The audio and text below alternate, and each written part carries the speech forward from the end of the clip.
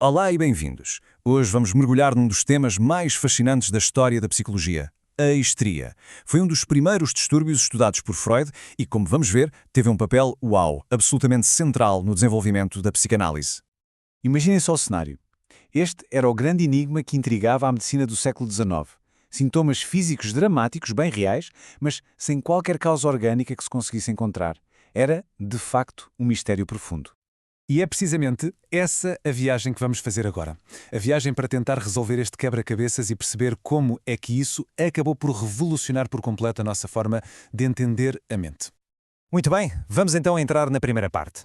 Esta condição que tanto intrigava os médicos era formalmente conhecida como histeria. E as manifestações, eram tudo menos subtis. Estamos a falar de paralisias que surgiam do nada. Cegueira que ia e vinha, convulsões, desmaios, quer dizer, toda uma panóplia de sintomas físicos que não tinham qualquer explicação nos exames médicos da altura. E aqui chegamos ao ponto-chave. A histeria era vista como um distúrbio em que emoções reprimidas, guardadas, encontravam uma forma de se expressar através do corpo. A conclusão, que era radical para a época, era que a origem não era física, mas sim psíquica.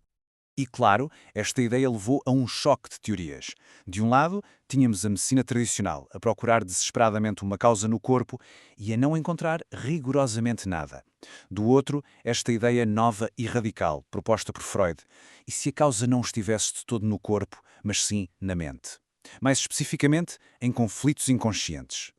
E foi aqui que Sigmund Freud entrou em cena, mas não como um médico convencional. Ele entrou quase como um detetive, determinado a resolver este complexo enigma psicológico.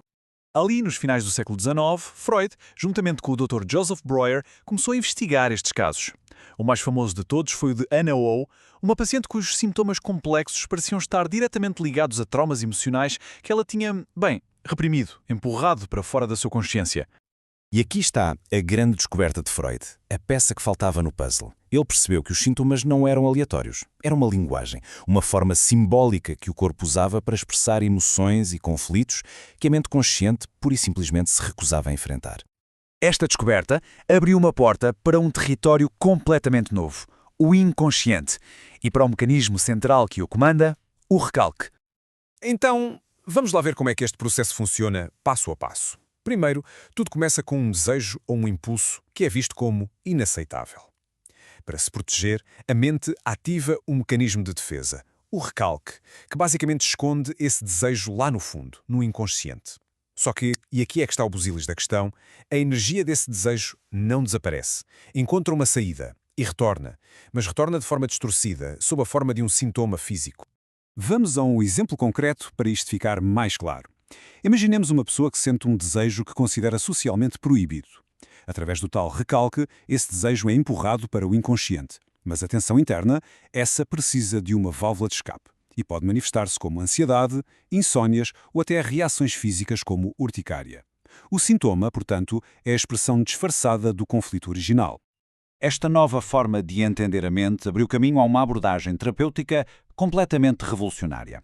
Se a causa era psíquica e os sintomas eram uma linguagem, a solução, logicamente, seria decifrar essa linguagem. E assim nascia a cura pela fala. Essa técnica ficou conhecida como catarse. A ideia era simples, mas ao mesmo tempo genial. Permitir que o paciente, através da fala, trouxesse esses conteúdos reprimidos à consciência. Ao dar voz ao inconsciente, a energia que estava presa no sintoma era libertada e os sintomas físicos diminuíam ou até desapareciam. Era literalmente a cura pela fala. Mas, ao aplicar esta cura pela fala, Freud reparou num fenómeno inesperado e incrivelmente poderoso que acontecia na relação entre ele e os pacientes. Algo que se tornaria outro pilar da psicanálise. Ele deu-lhe o nome de transferência. Basicamente, os pacientes começavam a projetar no terapeuta sentimentos e padrões de relacionamento antigos, quase sempre ligados a figuras da infância, como os pais. O consultório tornava-se uma espécie de palco onde os dramas do passado eram reencenados, ali, no presente. Pensemos, por exemplo, numa pessoa com ataques de pânico antes de um exame.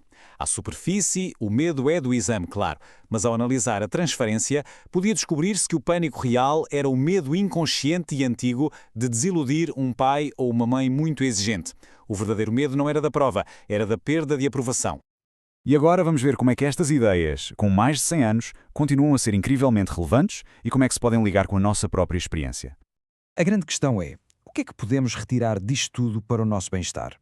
Como é que esta lente nos pode ajudar a uma melhor compreensão de nós próprios? Bem, a primeira ideia é que, perante um sintoma físico sem explicação médica, vale a pena perguntar que emoções poderão estar aqui a jogar um papel. A segunda é dar importância à forma como o corpo reage ao stress. Essas reações podem ser pistas valiosas, que revelam padrões inconscientes que influenciam a nossa saúde de formas que nem imaginamos. E fica esta reflexão final. Aquela dor crónica, talvez uma enxaqueca, que acompanha alguém desde a infância, para a qual dezenas de exames não encontraram uma causa? Se o corpo realmente fala, se os sintomas são uma linguagem, que sentimento, que desejo ou que medo inconsciente poderá estar ali, à espera de ser ouvido? Que história poderá essa dor estar a tentar contar?